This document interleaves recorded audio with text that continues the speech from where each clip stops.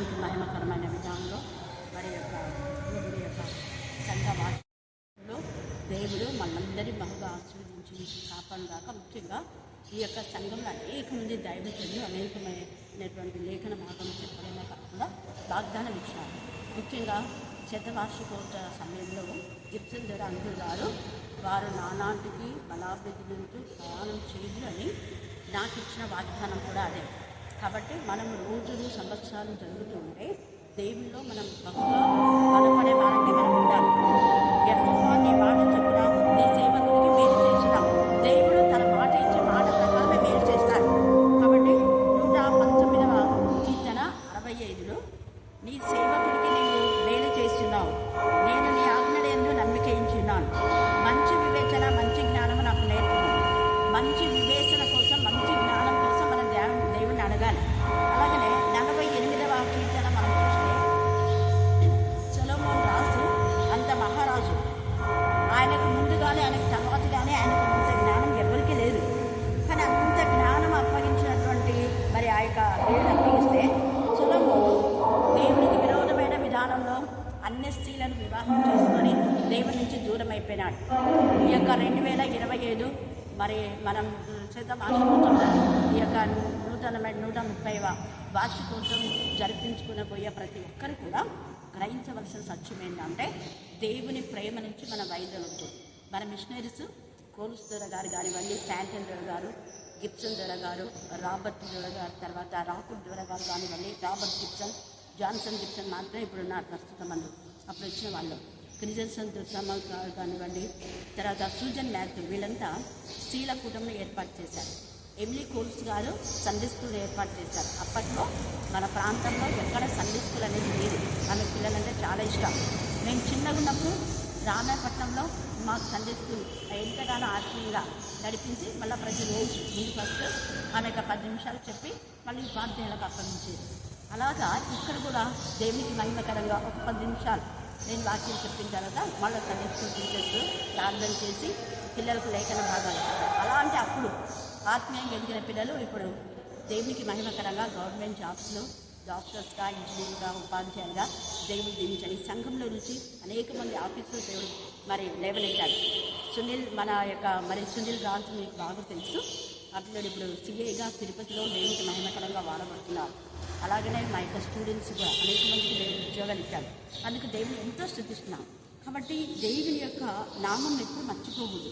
48వ కీర్తనలో మన దేవుని పట్టణమందు ఆయన పరిశుద్ధ పర్వతమందు యెహోవా గొప్పవాడు బహు కీర్తనై ఉన్నాడు. ఉత్తర దిక్కున మహారాజు పట్టణమైన సియోను పర్వతము రమ్యం గల ఎత్తు చోట నుంచబడి సర్వభూమికి సంతోషకరంగా ఉందంట. మరి ఈ యొక్క యెరూషలేము పట్టణము సర్వభూమికి సంతోషకరంగా, అలాగనే ఇశ్రాయేల్ దేశము సర్వ దేశాలకు సహాయకారిగా ఉంది.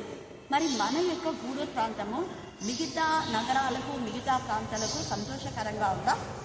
గూడూరు అంటే బాధకరంగా ఉందా? గుర్తుపెట్టుకోవాలి. చైర్మన్ నుంచి ఎప్పుడు చెప్పేవారు గూడూరు అంటే గుడ్గూరు అని. మరి ఇప్పటికి కూడా గూడూరు అంటే గుడ్గూరు అని అనిపించుకుంటున్నామా? లేకపోతే బాబాయ్ గూడూరు అంటే చాలా అక్కడ ఉన్నటువంటి ప్రజలు, అంటే అందరు కాదు, కొంతమంది చేసే అవివేక పనుల ద్వారా మొత్తం ప్రపంచానికి ఎలాగ చెడ్డ పేరు వస్తుందో అలాగనే దేశానికి మన ప్రాంతంలో చెడ్డ పేరు రాకుండా పరిశుద్ధుడు ఆయన, పరిశుద్ధ పర్వతం మీద అనే మాట, ఆయన పరిశుద్ధుడు పరిశుద్ధుడు పరిశుద్ధుని కెరాపులు స్థుతిస్తున్నప్పుడు మనం ముఖ్యంగా చేయవలసింది అంటే పరిశుద్ధతను కాపాడుతాం. ప్రతి దినం ఆత్మకు, మనసుకు, శరీరాల కళ్ళకి నుండి వాక్యము ద్వారా ఉదక స్నానం చేయబడాలి. అది చాలా చాలా ముఖ్యం. ఎన్ని సంవత్సరాలు ఎన్ని మరి పండుగలు జరుపుకున్న క్రిస్మస్ సెలబ్రేషన్స్, జనవరి, ఈస్టర్ సండే, ఇలాగ నవంబర్ 14th ఇలాగ ఎన్ని మనం జరుపుకున్న రిట్రీట్లు ఎన్నెన్నో జరుపుకుంటాం. అవి ఎన్ని జరిపిన ప్రతిసారి ఒక్క ఆత్మ అయినా రక్షించబడుతుందని ఆత్మరక్షణ చేస్తారు. ఒక్క ఆత్మ రక్షించబడుతుందని తర్వాత ప్రతి మరి ఒక వాక్యం విన్నప్పుడు మన ఆత్మలను నూతనంగా ఉత్తేజపడుతున్నాయా? నూతన విశ్వాసం, నూతన బలం, నూతన శక్తి, నూతన జ్ఞానం, నూతన వివేకాన్ని మనం పొందుకొని సత్యశుద్ధి సర్వసత్యంలోనికి 2025లో ఇంకా చివరిలో ఉంటున్నాం. 26లో కూడా బహుగా మనం ఆస్వాదించి పనిచేస్తున్నాక ఆమె అన్న దేవుడు ఈ లేఖన భాగాన్ని దీవించి మనందరి జీవితాల్లో ఫలింపచేయండి. గాక. ఆమె నిజంగా దేవుడు కృప చొప్పున మనందరినీ ఆస్వాదించి మరి అభివృద్ధి గాక. ఆమె ప్రేమ కలిసిన మరోసారి ముఖ్యంగా దైవాన్ని సెక్రటరీ రవిని బట్టి మరి ఖైర్వాడ దానమన్న మిగతా సంఘ పెద్దలందరూ కూడా మీ జ్ఞానం వివేకం దయచేసి ఈ 2020లో వారు ఉన్నంత వరకు సంఘానికి మేలుకరంగా, సంఘానికి నా తండ్రి ఎవరైతే కీలు చేస్తున్న వారికి గురించి బుద్ధి చెప్పి మేలు చేసే వారిని సపోర్ట్ చేసే వారిగా ఉండటానికి దయచేయమని యేసు నామమున ప్రార్థిస్తున్నాను తండ్రి. ఆమేన్, ఆమేన్.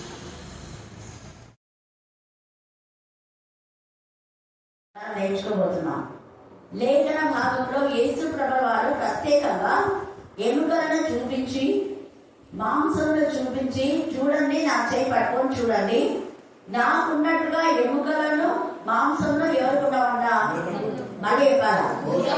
కాబట్టి భూతములు అనేటివి ప్రేతాత్మలు, అవి దురాత్మల సమూహం. అపవిత్రాత్మలన్నా, ప్రేతాత్మలన్నా, దురాత్మలన్నా ఇవన్నీ కూడా ఒకటే సంబంధమైనదన్నమాట. ఎలాగా తండ్రి కుమార పరిశుద్ధాత్మ ఏకమై ఉన్నారో, తండ్రి యొక్క ఆత్మ, యేసు ప్రభు యొక్క ఆత్మ, లేదా ఏదో ఆత్మలకు అలవాటు చెట్టు సంగతులేమనగా అని మనం చూస్తాం. 7 ఆత్మల యొక్క సంగతులు తెలిసినప్పుడు మనమందరినీ కూడా దేవుడు ఆత్మీయంగా తన స్వరూపంలోకి, తన పోలిక చొప్పున మన ఆత్మ సంబంధులుగా చేశాడు, కానీ శరీర సంబంధులుగా చేయలేదు. మనం ఎవరని చెప్పండి? మళ్ళీ చెప్పాలి, మళ్ళీ చెప్పాలి. ఆత్మ సంబంధులు, ఆత్మ సంబంధులు ఆత్మీయంగా దేవుని సన్నిధిలో కొడుకోబడతాం. అదే ఈరోజు బ్రదర్ గంటా ప్రకాశ్ గారు చనిపోయినారంటే వాళ్ళ గురించి చెప్తూ ఆయనకు పిల్లలు లేరు అన్నారు. కానీ అలా అనకూడదు. పిల్లలు లేరు, ఎందుకు పిల్లలు ఉన్నారు? ఆత్మ సంబంధులు ఎంతమందో ఉంటారు పిల్లలు. వాళ్లే పరలోకానికి పోయేది. శరీర సంబంధమైన పిల్లలు లక్ష్యంలో ఉంటేనే పోతారు, లేకుంటే పోరు. దైవ సేవకులకు ఎంతో మంది ఆత్మ సంబంధులైన పిల్లలు ఉన్నారు. అందుకనే ఇక్కడ ఏమంటున్నా అంటే ఎముక అంటున్నాడు, తర్వాత ఏమంటున్నాడు? మాంసం అంటున్నాడు. రక్త మాంసంలో దేవుని రాజ్యంలో ఏం చేయబడ్డా? కాబట్టి రక్త బంధం అనేది ప్రాముఖ్యం కానే కాదు. రక్త మాంసంలో దేవుని రాజ్యంలో స్వతంత్రించుకున్నాము అని చెప్పినటువంటి యేసయ్య ఇక్కడ ఎముక చూపిస్తున్నాడు, మాంసం చూపిస్తున్నాడు. మరి చెప్పాలి, రక్త మాంసంలో దేవుని రాజ్యంలో స్వతంత్రించుకున్న నేరం అని మనకు దేవుడి రాజ్యం భోజనం పానం కాదని రోమా 14లో రాయబడింది. 1 కొరింథీయులో రక్త మాంసం దేవుడి రాజ్యం స్వతంత్రించుకోవడము అని రాయబడింది. మరి ఇక్కడ ఎముకలు చూపిస్తున్నాడు, మాంసం చూపిస్తున్నాడు. మరి ఏంటిది? అది ఆత్మ సంబంధమైన శరీరం. అందుకే అన్నాడు ఇప్పుడున్న శరీరం కాదు, ఇంకొక విషయం మీకు రహస్యం చెప్పాలి. అదేంటంటే ఆత్మ శరీరం ఉంది. అందుకే ఆత్మ సంబంధాలు, ఆత్మ విషయాలు ఆత్మతోనే సరిచూడాలి అంటారు. శరీర సంబంధులుగానే మనం చేస్తారు. అంటే శరీర సంబంధులకు మనం ఎంత సాయం చేసినా కూడా అది ఏం పెద్ద ప్రయత్నం ఉండదు. అందుకే పదే పరిశుద్ధులకు అన్నారు. 1 తిమోతిలో కానివ్వండి, ఇక మరి పత్రికలన్నింటిలో చూస్తే పరిశుద్ధులకు నువ్వు చేసింది, గొనేసే కోడి గురించి కూడా అక్కడ మన ఫిలేమంతో పరిశుద్ధులకు నువ్వు చేసింది అని పదే మాట్లాడతారు. ఇక్కడ పరిశుద్ధుల యొక్క సహవాసము ఎముక కంటిన వారుగా ఉన్నారు అని తెలియజేస్తున్నారు. ఎందుకంటే తండ్రి అనే దేవుడు ఆదాము చేసినప్పుడు ఎముకతోనే చేశాడు. ఎముకతో చేశాడు కాబట్టి ఆయన పక్కన ఎముకలు తీసి ఏం చేస్తాడు? మళ్ళా సేమ్ చేస్తున్నాడు. చాలా మంది చెప్పారు ఎంతసేపు మట్టితో చేస్తున్నాడు అంటుంటారు. మట్టితో చేసింది మట్టి అయిపోతుంది. మట్టితో అన్నది రక్త బంధం, అది మట్టిలో కలిసిపోతుంది. అది దేవుడి రాజ్యానికి స్వతంత్రించుకో. కానీ ఎముకలు ఏవైతే దేవుడి రాజ్యాన్ని స్వతంత్రించుకుంటాయి. అందుకే ఎముకల్లో ఏముంది? ఆత్మ ఉంది. ఆత్మ ఏమైతుంది? ఇంకా జీవం. కరెక్ట్ చెప్తున్నారు. ఇంకా నశించిపోదు. Very good. ఇంకా ఆత్మ మాట్లాడుతుంది. అందుకే నరులలో ఆత్మ ఉంచినాడు. జంతువులకు ప్రాణం ఉంది, మనకు ప్రాణం ఉంది, వృక్షాలకు ప్రాణం ఉంది. కానీ ఆత్మ అన్నది వృక్షాలు లేదు, జంతువు లేదు. ఏదో కొన్ని సమయాల్లో మాత్రమే ఆ గాడిదకు ఆత్మ సాయం ఇచ్చినందుకు అది మాట్లాడుతుంది. రాళ్ళకు కూడా కేకలేస్తాయంట. అలాగా ఆత్మ సంబంధులు మాత్రమే. ఇక్కడ మనం చూస్తే ఆత్మ ఎహెజ్కేలు 37లో తేజగా ఆ ఎముకలు ఒకదానికొకటి ఏం చేస్తున్నాయంట? మాట్లాడుతున్నాయి. చూస్తున్నారా? ఎవరైనా అన్ని చెప్తే ఎముకలను మాట్లాడుతూ ఉంటారు.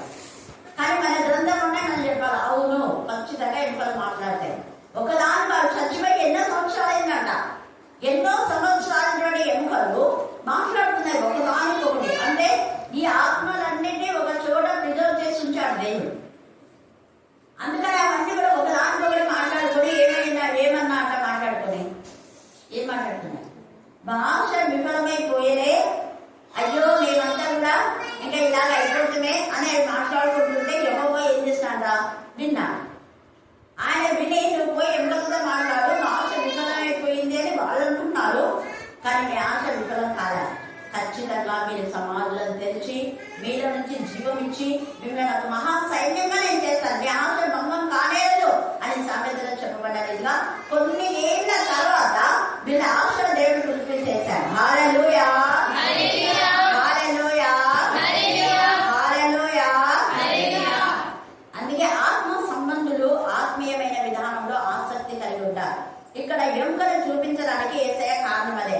అలాగే యోసేపు కూడా చనిపోతూ ఒక మాట చెప్తాడు. ఏం మాట చెప్తాడు? నా ఎముకలను మీరు ఖచ్చితంగా మరలా మీరు దర్శిస్తారు, మీరు కళను ఖచ్చితంగా వెళ్తారు.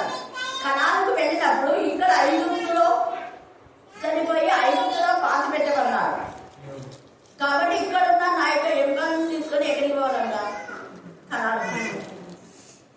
అందుకనే యోసేపు యొక్క ఎముకలన్నీ ఒక దాంట్లో బాక్సులు తీసుకొని సంతోషంతో సంబరంతో తీసుకొని వెళ్తారు కనానులో నా పితరుల యొక్క సమాధి దగ్గరనే నన్ను అక్కడ నా ఎముకలు పాతి పెట్టండి అని చెప్పారు. అలాగే మనం చూస్తే ఈ యొక్క రాజుల గ్రంథంలో 13వ అధ్యాయంలో ఎముకలు తగిలితే ఎలీషా యొక్క ఎముకలకు ఒక శవం తగిలితే ఏమైంది? చచ్చిపోయిన వాడు ఏమైనాడు? బ్రతికినాడు. చూసారా, ఎముకలలో జీవం ఉంది. చాలా మంది తప్పుడు బోధనలో కట్టె వేయించిన కన్నీరు కాదంట. కట్టె అంటే ఎముక అంట, ఎముక కట్టె అంట. ఆ కట్టె కన్నీరు కాదు, ఏడ మిగిలించింది కన్నీరు కాదు. ఎముకలలో జీవం ఉంది. ఎముకలు కట్టె మిగిల్చినే కాదు, అవి కాల్చిన చెక్కలు కాదు, కాల్చినా కూడా ఎముకలు ఉంటాయి. అస్థి పంజరాన్ని కాల్చినా కూడా ఎముకలు మిగులుతాయి, తీసుకుపోయి సమాధి చేస్తారు. చాలా మంది కాల్చే అలవాటు ఉంటుంది. మరి మామూలుగా శవాలను కూర్చోబెట్టారు, కాలుస్తారు కూడా. అలాగా కాల్చినప్పుడు అవన్నీ ఎముకలని వాళ్ళు తీసుకుంటారు. హల్లెలూయా, హల్లెలూయా. ఆ ఎముకలన్నీ సమకూర్చుకునే సమాధి చేస్తారు.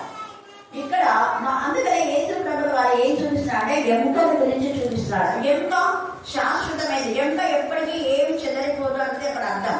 ఈ ఎముకకు రాయి కూడా అవినాభావ సంబంధం ఉంది. ఇటుకలతో మట్టితో కట్టినటువంటి ఇల్లు పడగొడితే ఆ మట్టి ఆ ఇటుకలు పనికొస్తాయా? పనికొస్తాయా? చెప్పండి మీరే. మళ్ళీ చెప్పాలా? కానీ రాళ్ళు ఎన్నేళ్ళైనా 1000 ఏళ్ళైనా రాళ్ళు చెక్కలేదు. రాళ్లకు ఎంతో అవినాభావ సంబంధం ఉంది. అందుకనే రాళ్ళని కట్టడం, రాళ్లతో కట్టడం రండి. ఇసుకతో కట్టింది పడిపోయాను, మట్టితో కట్టింది పడిపోయాను, రాళ్లతో అది శాశ్వతమే. రాళ్లతో కట్టిన ఇల్లు చాలా సంవత్సరాలు ఉంటాయి. హల్లెలూయా, హల్లెలూయా. ఆ రాళ్లతో పాత ఇల్లును పడగొట్టి మళ్ళా కొత్తగా రీమోడల్ చేస్తారు. సేమ్ చనిపోయినటువంటి మన ఎముకలకు మరలా నూతన శరీరము యేసయ్య ఇస్తారు. అదే ఆత్మ సంబంధమైన అంశం. శరీర సంబంధమైన రక్త బంధం పోయింది. రక్త బంధం భూమిలో కూర్చోబెట్టబడింది. తల్లి మరింత ఉన్న రక్త బంధం ఇప్పుడు లేదు. ఇప్పుడు దేవునితో ఉన్న ఆత్మ సంబంధం, ఆత్మ బంధం. ఆ ఆత్మ బంధమే ఈ ఎముక. అందుకనే భూతాలకు నాలాగా ఎముకలు ఏముండవట? మాంసం ఉండదంట. చూడండి ఎంత చక్కగా చెప్తున్నాడు, తేజగా మాట్లాడుతున్నాడు. నాకున్నట్టుగా మీరు చూస్తున్న ఎముకలను మాంసంలో భూతంలో ఉన్నారని చెప్పి తన చేతులను పాదములను ఏం చేశాడ? చూపించాడు. చూడండి అని చూపించాడు. నా చేతిలో రంధ్రాలు కూడా ఉన్నాయి చూడండి అన్నాడు. ఆ రంధ్రంలో వేడి పెట్టి చూపుతామా అని అంటారు. తర్వాత మనం చూస్తే దావీదుతో కూడా వీళ్ళు ఇదే అంటారు. 2వ సమూయేలు 5వ అధ్యాయం 1-2 వచనాల తర్వాత అప్పుడేమో దావీదును చిపో అది ఇది అని రాళ్ళతో కొట్టి చంపాలని, నీ గురించి నేనంతా బాధపడుతున్నా, నువ్వు అసలు ఏంటి, నువ్వు చచ్చిపోతే బాగుంటది అని దావీదుని బట్టి వాళ్ళందరూ కూడా విసిగిపోయినా చిక్కులలో. మనం చూస్తే దావీదును 1వ సమూయేలు 30లో దావీదును చంపాలి, రాళ్ళతో కొట్టి చంపేంత ఇదిగా అయిపోయినా. కానీ ఇప్పుడు అదే 2వ సమూయేలు 5వ అధ్యాయంలో ఏం మాట్లాడుతున్నారో చూడండి. వాళ్ళు ఇశ్రాయేలు వారి సకల గోత్రముల వారు చక్కల గోత్రాలు అంటే అనలైజ్ చేసుకోండి. ఒక్కడని ఉందా ఇక్కడ? చక్కల గోత్రం అంటే 12 గోత్రాలు. ఇశ్రాయేలుల సకల గోత్రముల వారు హెబ్రోనులో దావీదు వద్దకు వచ్చి చిత్తగించుము, మేము నీ ఎముకల వంటి వారము, మేము నీ ఎముకను అంటిన వారం, రక్త సంబంధం అయితే చెప్తున్నారు. ఎంత బాగా చెప్తున్నారు. మేము నీ ఎముక సంబంధమయ్యే బాబు. మరి అప్పుడేమైంది కదా? చూడండి బాగా ఏదైతే ఎవరైనా అందుకే అంటారు కదా, డబ్బులుంటే మంది ఎక్కువ వస్తారంట, డబ్బులు పోతే మందిగా ఉంటారు, ఫ్రెండ్స్ పోతారు. డబ్బులు ఉంటే వాళ్ళ ఫ్రెండ్స్ ఎక్కువ ఉంటారు, పేద వాళ్ళ ఫ్రెండ్స్ తక్కువ. డబ్బుతో పాటు వాళ్ళు నాశనం కావాల్సిందే. దుష్ట సహవాసం మంచి నెలని పాటిస్తారు. అదే నిజమైన స్నేహితుడు అంటే పేదలున్నా డబ్బులున్నా లేకపోయినా మంచిగా ఉంటారు. డబ్బు శాశ్వతంగా. అయితే ఇక్కడ వీళ్ళు బాగా దావీదు బాధతో ఉన్నప్పుడేమో దావీదు చిప్పు అన్నాడు. ఇప్పుడు దావీదు అనేకములను జయించి తనంతా కూడా పనికిరాని వాళ్ళని బలపరిచినాడు. పనికిరాని వాళ్ళను, అప్పుల్లో ఉండేవారిని, ఆర్థిక సమస్యలో ఉన్న వాళ్ళని దగ్గర తీసుకున్నాడు. తీసుకొని వాళ్ళకి ఎంతో కొంత సాయం చేసినాడు. ఇలాగ అన్ని అక్కడిక్కడ జయించినవన్నీ వస్తాయి కదా, వాటన్నిటిని వాళ్ళకు సపోర్ట్గా వాళ్ళకి ఇచ్చాడు. మనం చూస్తే నిజంగా ఎంత ప్రేమ. 2వ సమయంలో 6, 7, 8 మీరు చదువుకుంటే అక్కడి నుంచి కొల్లా సొమ్మంతటిని వాళ్ళకు ఇస్తాడు ఆయన. వాళ్ళకు ఒక్కొక్కరికి రొట్టె, భక్ష్యము, ద్రాక్ష అడ్డలు ఇస్తాడు. ఇస్తే వాళ్ళంటారు, వీళ్ళేమన్నా యుద్ధం చేస్తున్నారా, వీళ్ళెందుకు ఇవ్వాలి అని అంటే, అలాగే యుద్ధం చేసిన వాడికి ఎంతో, ఆడ సామాన్ దగ్గర నిలిచిన వాడికి కూడా అంతే. నేను అందుకే రెఫరెన్స్ క్లుప్తంగా చెప్తున్నా మీకు, మీరు చదువుకోండి. 5, 6, 7 దాకా చదివితే 8వ అధ్యాయం కూడా చాలా విషయాలు ఉన్నాయి. అందుకని ఇక్కడ పరిశుద్ధాత్మ దేవుడు ఎంత తేలిగా ఇక్కడ మాట్లాడుతున్నాడు. చూడండి, ఆ యొక్క విషయాల్లో ఎముక గురించి ఎంత చక్కగా చెప్తా ఉన్నాడు. అక్కడ కూడా వాళ్ళు మేము ఎముకలు అంటున్న వాళ్ళం కాబట్టి మాకు సహాయం నా దగ్గరే ఉండాలి అంటున్నాడు అక్కడ. తర్వాత మనం చూస్తే ఏంటి ఎముకలు అంటే, ఎముకలు అద్భుతం. ఎముకల ద్వారా పరిశుద్ధాత్మ దేవుడు ఆ ఎముకలో యేసు ప్రభువు వారి యొక్క ఎముకలు తాకినప్పుడు ఆ యొక్క మరి ఎలీషా యొక్క ఎముకలు తాకినప్పుడే వాళ్ళకి ఏమొచ్చింది? జీవం.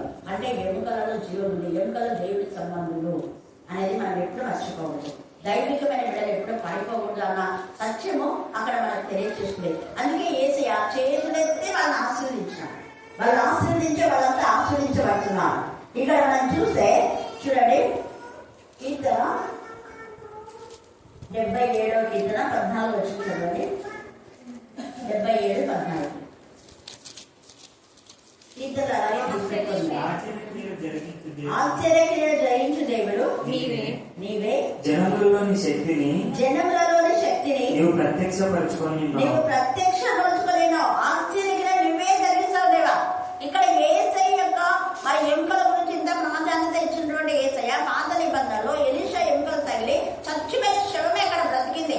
అంటే యేసయ్య తాకినప్పుడు వీళ్ళందరిలో ఏం కావాలంటే పాపం తెచ్చిపోయి పరిశుద్ధత జీవించాలి. హల్లెలూయా, హల్లెలూయా, హల్లెలూయా, హల్లెలూయా. ఈ ఎముకలలో 2 విధాలైనటువంటి ప్రభావం ఉంది. పాపం చచ్చిపోయి పరిశుద్ధత జీవిస్తుంది అనే ఇక్కడ అర్థం. అందుకనే అద్భుతాలు చేసేవాడు. ఏసై చేతులైతే ప్రాణం చేస్తే వాడు పైనుంచి శక్తి పొందే వరకు మీరు పట్టణంలో ఏం చేయాలంట? నిరీక్షణ. పల్లెలకు పోవద్దు. పల్లెల్లో అనేకమైనటువంటి దుష్ట శక్తులు, దురాత్మల, ప్రేతాత్మల సమూహం, చేతిబడి, మాంత్రిక శక్తులు, లోక మర్యాదలు, అన్ని మూఢనమ్మకాలు, ముఖ్యంగా ఆచార కట్టుబాట్లు ఉంటాయి. అక్కడ పోతే మీరు ఆత్మీయంగా ఎదగడం చాలా కష్టం. పల్లె వాళ్ళు నన్ను పడగొడతారు అందుకనే అంటాడు. కానీ పరమగీతంలో అయితే మనం పల్లెలకు పోదాం పరా, అవి చూపించడం లేదో చూద్దాం.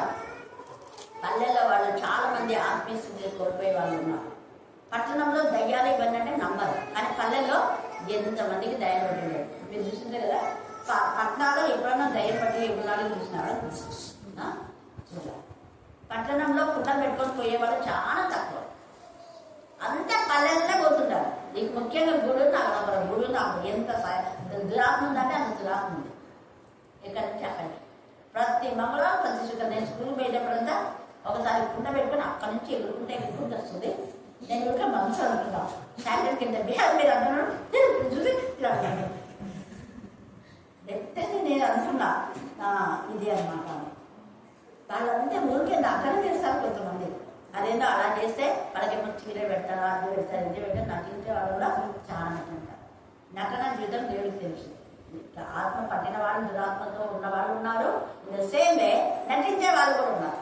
నటించే జీవితం నాకు తెలుసు అమ్మాయి. కాబట్టి ఇక్కడ మనం ఎంత చక్కగా పరిశుద్ధ ఆత్మదేవుడు తన యొక్క ఎముకను మనలో ఉంచినాడంటే మనలో ఎప్పుడు అద్భుతాలు, ఆశ్చర్యాలు జరుగుతాయి. ఇది దేవుడి యొక్క ఎముక అనుకోవాలి. మనం రోజు ఆ ఎముకలు ఉన్నందుకే మనం ఏం చేస్తున్నాం? నిలబడుతున్నాం.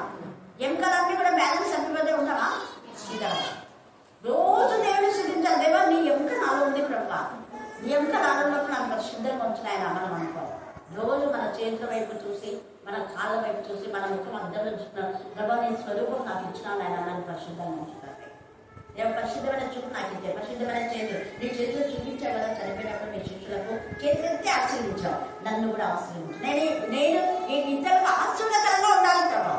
ఇద్దరిని ఆశీర్వాదం దోచుకోవడం కాదు, ఇద్దరిని మనం దోచుకోవడం కాదు, మన చేతులు ఇద్దరికి ఎంతగా సహకరిస్తున్నాయి.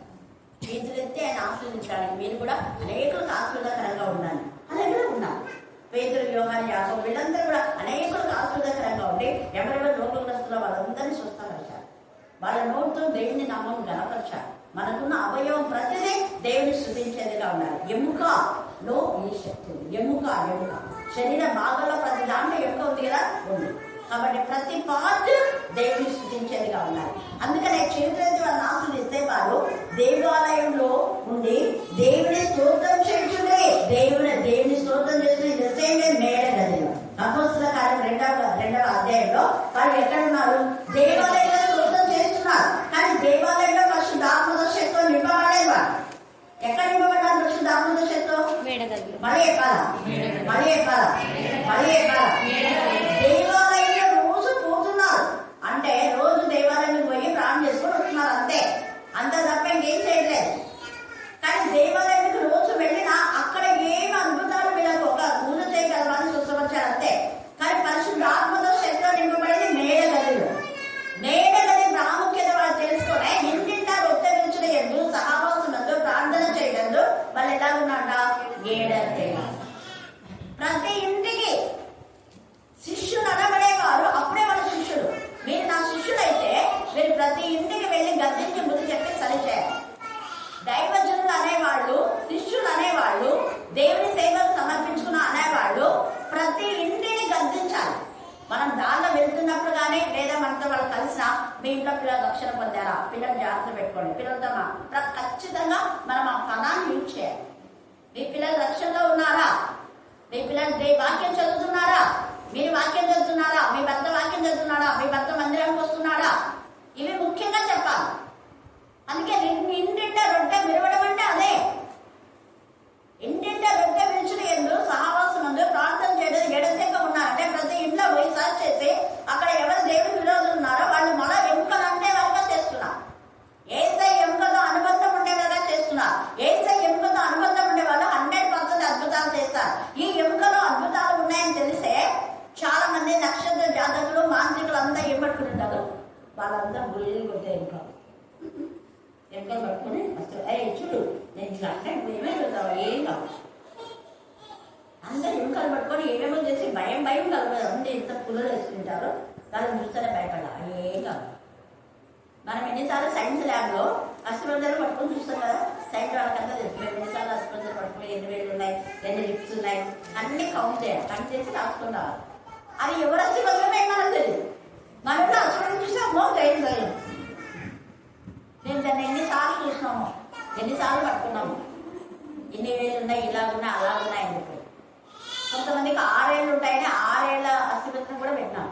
అంటే కాలుకు కొంతమంది 6 ఏళ్ళు ఉంటాయి, చేతికి కొంతమంది 6 ఏళ్ళు ఉంటాయి. అది ఉంది అసలు. అంటే రిప్స్ కొంతమందికి అదే ఒక రిప్పు పోయింది అనుకో, అప్పుడు వాళ్ళకి ఏమో సంథింగ్ వాళ్ళలో ఏదో రోగం వచ్చింది అనేది. స్త్రీలకు పురుషులకు చూసినట్లయితే అది పురుషులకు ఒక ఎముక ఎక్కువ ఉంటుంది, క్షమించండి, స్త్రీలకు ఒక ఎముక ఎక్కువ ఉంటుంది, పురుషులకు ఒక ఎముక తక్కువ ఉంటుంది. రిప్స్ కౌంటింగ్ చేస్తే మీరు కౌంట్ చేయండి. ఎప్పుడన్నా సైన్స్ ల్యాబ్లో వెళ్ళి రిప్స్ కౌంట్ చేయండి. దాన్ని చూసి ఇది ఆడవాళ్ళ అస్థిపంజరం, ఇది మగవాళ్ళ అస్థిపంజరం అని మనం గుర్తుపడతాం. అయితే అందరికీ అలాగే ఉంటాం, కొందరికి మాత్రమే. అందుకనే మనలో ఏం చేస్తారు, చాలా మంది పెళ్ళినప్పుడు ఈమె ఇతర ఎముక ఈమె అంటుంటారు. అంటే పుట్టిన ఆడవాళ్ళందరూ ఆలోచించుకున్నారు, మరి ఈమె ఎముక అంటారు. పెళ్ళైన 4 నెలలు మరి వెళ్ళిపోతారు, అప్పుడు ఎముక ఏమైంది. అందుకే అర్థమే. ఇంకా కొంతమంది ఈమె ఎముక అంటారు. వాళ్ళకి 2 వారాలు 3 వారాలు ఉన్నాయి, వాళ్ళకి 5 వాళ్ళ లిప్స్ 4 ఉంటాయి. అవునా కదా? ఈమె ఎముక అని చెప్పినప్పుడు మరి కొంతమందికి 2 వారాలు 3 వారాలు లేకపోతే ఇంకా ఎంతమంది ఉప్పుడు గద్దలో ఉంటారు. అప్పుడు వాళ్ళ ఎముకలు ఉన్నాయి కదా, ఎముకలు ఎక్కువ ఎముకలు అవివేకం. అందుకనే మనం చాలా దేవుడు ఎంత పరిశుద్ధం అంటే అంత పరిశుద్ధంగా మనం ఉండాలి. ఎముకల్లో చాలా చాలా విషయాలు తండ్రి దేవుడు మాట్లాడతాడు. ఇక్కడ వీళ్ళకి అద్భుతాలు చేయడం కోసమే ఏమంటున్నా అంటే 49వ వచనంలో ఈ సంగతులకు మీరే సాక్షులు. మనం సాక్షులుగా ఉండాలి. ఎంత మందికి మనం సాక్షి చెప్తున్నాం చూడండి. ఈ సంగతులకు మీరే సాక్షులు. ఇదిగో నా తండ్రి వాగ్దానం చేసినదే మీ మీదికి పంపుతున్నాను. మీరు పైనట్టి శక్తి పొందే వరకు పట్టణంలో నిల్చుండి. పైనుంచి శక్తి పొందే వాళ్ళు ఇది గ్రహిస్తారు. అందరి శిష్యులు ఎవరికి ఇద్దరు, అందరికీ ఏక పత్ని వెళ్తున్నాయి. ఒకవేళ ఇద్దరు బాగుందంటే వాళ్ళకి 2 నిమిషాలు వేయటం. 2 నిమిషాలు వేయడం మనిషి జీవించినా కూడా ఏంటి చచ్చిపోయినాడు. ముగ్గురు బాగుందంటే 3 నిమిషాలు ఉంటాయి. ఇంకా వాడు వచ్చినా కూడా చచ్చిపోయాడు. చూడండి తేటగా దేవుడు ఎంత తేటగా ఎముకల గురించి తెలియజేస్తూ ఉన్నాడు. అందుకని ఇక్కడ పై నుంచి శక్తి పొందు వరకు పట్టణంలో నిరీక్షితుడని వారితో చెప్పాను. ఆయన బేతనీయ వరకు వారిని తీసుకొని పోయి చేతులెత్తి వారిని ఆశీర్వదించాలి. అందుకని మీరు కూడా మీ పిల్లలు ఖచ్చితంగా ఆశీర్వదించాలి. అంతేకాని పిల్లలను ఇష్టానుసారంగా మాట్లాడేవారు. చేతులెత్తి మీరు ఆశీర్వదిస్తున్నారా? చేతులెత్తి సలహా దాంతో పెద్దతో కొడుతున్నారా?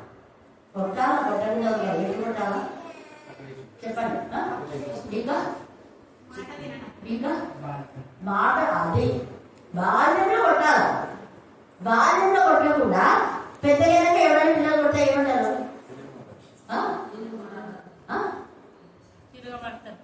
తిరగబడేది కాదు. ఇంకా రాక్షసు తల్లండి. పెద్దగా పిల్లలు కొట్టవాళ్ళు తల్లివేనా అంటదా లేదా? తండ్రివేనా అంటదా లేదా? అప్పుడు రత్నం చెలకాలతో కొట్టింటే వాళ్ళ నాయన చుట్టూ అన్నారు. ఎందుకు కొట్టాడు చెలకాలతో అంటే నాకు అన్నీ అక్కనే, నా తల్లిదండ్రులు కాదని చెప్పింది. తెచ్చింది సాక్ష్యం చెప్పినందుకు అన్ని అక్కనే. మళ్ళీ ఆడ చెప్పాలా అన్ని అక్కనేలే కానీ చర్చలో చెప్పాలా నువ్వు అనే కొంచెం ఆటలో పరిగెత్తింది. అందరు తిట్టాడు. ఇప్పుడు నేనా ఆత్మతో శక్తితో నింపబడిన బిడ్డలు కొట్టినాను కాబట్టి నీ బతికి ఏమవుతుందో అన్న వాళ్ళ నాయన. మొక్కాన్ని నిజాలు పోతున్నారు ఇద్దరు. వాళ్ళ అమ్మ వాళ్ళ నాయన ఇద్దరు పోతున్నారు. ఆడపిల్లలు బట్టి కొట్టావు నువ్వు. అంత ఎదిగిన పిల్లలు వచ్చి పరిగెత్తుకుని వచ్చి నా మీద పడి ఎంతసేపు పెట్టింది కదా. ఆడపిల్లని కొట్టావు. అసలు కొట్టే హక్కు నీకు ఎక్కడుంది? నేను తెచ్చి పెద్ద చేస్తాను. నువ్వు ఎక్కడ కొట్టావు అని బాగా వచ్చిన 1 నెలకే పడ్డాడు. నేను ఎందుకంటే ముఖాన్ని మాట్లాడతాను. ఏసై ముఖాన్ని మాట్లాడతాను. పరిశుద్ధాత్మతో ఉన్న పిల్లలను నేను టచ్ చేయండి. మళ్ళీ చెప్తున్నా ఇంకొకటి సీక్రెట్. నా స్టూడెంట్స్కి నా ఎవరైనా ఏమన్నారంటే అసలు వాళ్ళు తెలిసిస్తున్నారు కావాలంటే చూసుకోండి. నేను నా స్టూడెంట్స్ నా దేవుడికి అప్పగిస్తాను. ఫస్ట్ ఎవరైనా ఎప్పటికీ నేను స్టూడెంట్స్ గురించి చెప్తాను. మా ఉపాధ్యాయులు కూడా మా స్టూడెంట్స్ ప్రత్యేకంగా ఎత్తుపెడతారు. వాళ్ళు ఎక్కడున్నా ప్రభా నీకు క్షేమంగా ఉండాలి. రాజు అట్లా ఇప్పుడే గుర్తు చేసుకున్నారు. మన కోరిక మా విద్యార్థులు ఎక్కడున్నా వాళ్ళు 12 కొడతారు. దేవా మా విద్యార్థులు ఎక్కడున్నా వాళ్ళకు ముఖ్యంగా ప్రభావితం పరిశుద్ధమైన జీవితం జరుగుతుంది. రక్షణ ఇంకా ఉద్యోగాన్ని విషయంగా ఇస్తారని నాకు తెలుసు. ఇదే కానీ మరి పరిశుద్ధంగా రక్షణ ఏదో ఒక విధానంలో వాళ్ళ ప్రభుత్వం తడలాడి తెలుసుకోవాలి. ఏదో ఒక విధానం మధ్యన పడిపోయినా మళ్ళీ క్రీస్తులోకి రావాలి. ఎక్కువ చేస్తారు. అందుకే నగేష్ ఇదే మాట చెప్పాడు. సాక్షి ఉద్యోగం వచ్చాడు. చర్చలు ఎంతమంది ఉన్నారు? నగేష్ చెప్పినాడు అన్నాడు. మాకు ఉపాధ్యాయులు చాలా మంది విద్యను బోధిస్తారు. కానీ సగం మేడం విద్యతో పాటు ఆత్మీయ స్థితిని క్రమశిక్షణ ఆమె భయం పెట్టినందువల్లనే మేము బజార్లో తిరుగుతుంటే కాకపోతే తెలియాలని చెప్పినాం. లోపల 10-15 నిమిషాలు చెప్పినాడు. కాకపోతే తిరిగేటోళ్ళు మనం పట్టుకొని అందరి వాడు కొంచెం తొందరగా అంటే వాడు చేయబట్టుకొని తీసుకుంటున్నాం. అక్కడికి స్కూల్కి అన్నమాట. ఇక్కడ నుంచి అక్కడికి 10 మందిని అక్కడ చేయించినాం. ఇక్కడ వెళ్ళి గొడవ మా కాకలు మా బడిలో పిల్లలు తక్కువైతున్నారు. మీరు అక్కడ నేను చెప్పలేదు. వాళ్ళ పేరెంట్స్ అడగండి. పేరెంట్స్ పిల్లలు అడగండి. వాళ్ళు వస్తున్నారు. పేరెంట్స్ని అడగండి. పేరెంట్స్ని తెచ్చారు. ఆ పిల్లలందరూ డిసైడ్ అయిపోయినారు. కొందరు తప్ప హల్లెలూయా హల్లెలూయా. నేను ఎందుకు చెప్తున్నా అంటే మీరు తల్లులైన వాళ్ళు మీ పిల్లలు రోజు ఆశీర్వదించారు. రోజు వాళ్ళ గురించి చర్య తీసుకోండి. పెద్దలైనాక వాళ్ళని అది సరి చేయాలా అనేది కాదు. చిన్నప్పుడే ఎంకలు ఏం చేస్తారు? తల్లులు తొందరనే ఉంటారు. పెద్దగా వాళ్ళ కాలు చుట్టబోతే ఏడుస్తారు. చిన్నప్పుడే తొందర. అందుకని 9 వాడికి కేకలు వేసినా కూడా తొందరగా ఉండండి. వాళ్ళ కాలు చక్కగా రాదుకని చక్కగా ఉన్నాయి కానీ అది విద్య. పెద్దగైనాక ఇంకా డాక్టర్ మళ్ళీ ఆపరేషన్ చేయాలి, లక్షలు పోయాల్సింది. అలాంటి వీళ్ళు మీరు ఏదైనా చేయాలంటే చిన్నప్పుడే. పెద్దగా అయిన తర్వాత తల్లి ఆశీర్వదించాలి, తండ్రి ఆశీర్వదించాలి, చేతులెత్తి ఆశీర్వదించాలి. ఆశీర్వదించే విధానంలో తల్లులు ఉండాలి, అన్నులు ఉండాలి. మరి అలా కాకుండా పిల్లలే మా అమ్మకు బుద్ధి లేదు, మా నాయనకు బుద్ధి లేదు, మా నాన్న తాగొద్దు, మా నాయన వాడుతున్నాడు వీటితో ప్రాణం చేయాలంటే ఎందుకు వద్దు. పై నుంచి శక్తి దేవుడు మనకి ఇస్తాడు. అందుకే పై నుంచి శక్తి పొందే వరకు పట్టణంలో నిలిచిడని వారితో చెప్పాను. ఆయన చేతులెత్తి వారిని ఆస్వాదించను, వారిని ఆస్వాదించుతుండగా ఆయన వారిలో నుండి ప్రత్యేకింపబడే పరలోకములకు ఆరోగ్యం ప్రత్యేకింపబడి. అందుకే మా విద్యార్థులకు అందరికీ నేను ఆయిల్ తీసుకోబోతున్నాను స్కూల్కు. వాళ్ళకి ఏం బాధ్యత పెట్టిన ఆయిల్ రాసాను, ట్రై చేయడం, అది బ్లెస్ చేయడం. తర్వాత అన్నట్టు పరలోకంలో ఆరోగ్యం ఆయన వారు ఆయనకు నమస్కారం చేసి మహా ఆనందంతో యెరూషలేముకు తిరిగి వెళ్ళి ఎడతెగ దేవాలయంలో ఉండి దేవునికి స్తోత్రం అంటే స్తుతి ఎక్కువ చేసిన వేళలో దేని మర్చిపోకూడదు. అందుకే కీర్తనకాడు పదే పదే చెప్పాడు. 33వ కీర్తన 1వ వచనం. కీర్తన 33:1 చదవండి. నీతిమంతులారా యెహోవాను బట్టి ఆనందగానం చేయుడి, స్తుతి చేయట యథార్థవంతులకు శోభస్తారు. కీర్తన 136:4. కీర్తన 136:4. ఆయన ఒక్కడే మహాకార్యములు చేయువాడు. ఆయన ఒక్కడే. భూమి పైన దేవతలు అనబడే వాళ్ళు ఎవ్వరు చేయలే. ఆయన ఒక్కడే మహత్కార్యాలు చేయవాడు. కాబట్టి ఆయన పేరుని మనం మత్తుకొని ఆందోళన జీవించాలి. ఇర్మియా 32:17. ఇర్మియా 32:17. ఇవి రాసుకొని మళ్ళీ మీరు ధ్యానం చేయండి. దేవుడు మీకు మంచి ప్రభువా సైన్యములకు అధిపతి యెహోవా అను పేరు వహించువాడా, శూరుడా, మహాదేవా. చూడండి, శూరుడు ఆయన మహాదేవుడు, మహాత్మ్యం గలవాడు, పేరు వహించినాడు. నీ అధిక బలము చేతను, నీ అధిక బలము చేతను, చాచిన బాహు చేతను, చాచిన బాహు చేతులెత్తి వాళ్ళని సృష్టించాడు. ఆయన పరిశుద్ధ బాహువే ఆయనకు విజయం ఇచ్చింది. కీర్తన మరి మనం చూస్తే 98. ఆయన ఆశ్చర్యకాలం చేసేవాడు. ఆయన పరిశుద్ధ బాహువే ఆయనకు విజయం ఇచ్చింది. పరిశుద్ధత మన ఎముకలలో పరిశుద్ధత ఉండాలి, మన ఎముకలలో సమాధానం ఉండాలి, మన ఎముకలలో దేవుని యొక్క ఆత్మతో శక్తితో మనం నింపబడి ఉండాలి. అప్పుడు శరీరము మాంసం పాడైపోయినా కూడా ఎముకలతో మనం దేవుడు చూస్తాం. అందుకనే యోబు అంటాడు, నా ఎముకలు ఈ రాగు నా చర్మం చీకిపోయినా ఏమితో చూస్తాను నేను, నా ఎముకలలో దేవుని ఆత్మ ఉంది. అవేం చేయవు, అవేం కావు. ఈ రాగు ఈ రక్తం అంతా మీ శరీరం అంతా చీకిపోయినా, భూమిలో మట్టికి మట్టయిపోయినా నా ఎముకలతో నేను దేవుడిని చూస్తాను. ఎంత బాగా చెప్తాను. మనం కూడా మన ఎముకలతో దేవుని చూడాలి అంటే మన ఎముకలలో వాక్యంతో నింపబడాలి. ఎముకల్లో మూలుగులలో వాక్యం ఉండాలి. అప్పుడు పరిశుద్ధమైన తలంపులు, చూపులు, చేతలు కనుకుంటాయి. దేవుని రాజ్యం వారి స్తోత్రం. దేవుల్లో మనం ఆనందించగలుగుతాం. కీర్తన మనం చూస్తే అదే 32:27 చూడండి. కీర్తన 32:27 వచ్చిన.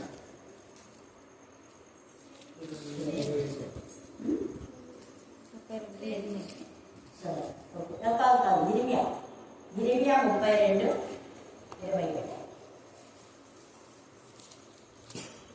ఇరిమియా 32. సర్వ శరీర బండ అనలైజ్ చేసుకో. నేను యెహోవాను సర్వ శరీరులకు, అంటే దేవతలు అనబడే వాళ్ళు కూడా దేవుడు. దేవతలకు దేవుడు, రాజు రాదు. సర్వ శరీరులకు ఆయనే దేవుడు. అందుకనే సర్వ శరీరం ఆయన నామం పేట ఆయన నాలుగును స్తుతించాలి. ప్రతి నాలుగు ఆయన స్తుతించాలి. ప్రతి మోకాలు ఆయన నామం పేట బంగారు. సర్వ శరీరులకు ఆయన దేవుడు. నాకు అసాధ్యమైనది ఏదైనాను ఉండునా, కావున యెహోవా ఈ మాట సెలవిచ్చున్నాడు. ఇదిగో నేను ఈ పట్టణమును కల్దీయుల చేతికి బబులోను రాజైన నెబుకద్నెజరు చేతికి అప్పగింపబోతున్నాడు. ఎందుకు అంటే దేవునికి విరోధంగా చేసినాడు. దేవునికి విరోధంగా చేస్తే అన్యులకు లేదా అపవాది ఊళ్ళో మనం పడకుండా, అపవాది అంటే నరకంలో ఉంటాం, వానికి అప్పగించబడకుండా దేవునికి పరిశుద్ధాత్మకు మన ప్రాణాత్మ దేహంలో సమర్పించాలి. మనం దేవునికి మహిమకరంగా ఉంటే తండ్రి అనే దేవుడు ఎంతగా ఆశీర్వదించారు. ఎముకలు అంటిన వారు, మన ఎముకలు దేవుని స్తుతించాలి, మన ఎముకలు దేవుని కనపరచాలి, మన ఎముకలలో యేసయ్య వాక్యం ఉండాలి, మన ఎముకలలో దేవుని గురించి తపన తృష్ణ ఉండాలి.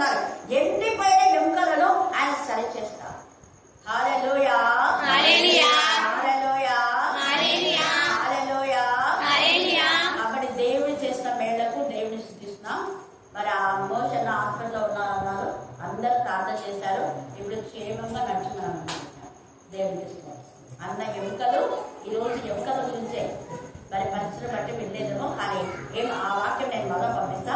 ఎముకలు అన్న ఎముకలన్నీ బలపడలాగా మీరు ప్రార్థన చేయండి. దేవుడు ఈ లేఖన భాగం దేవించి ఆశీర్వదించుగాక. ఆమేన్, ఆమేన్, ఆమేన్.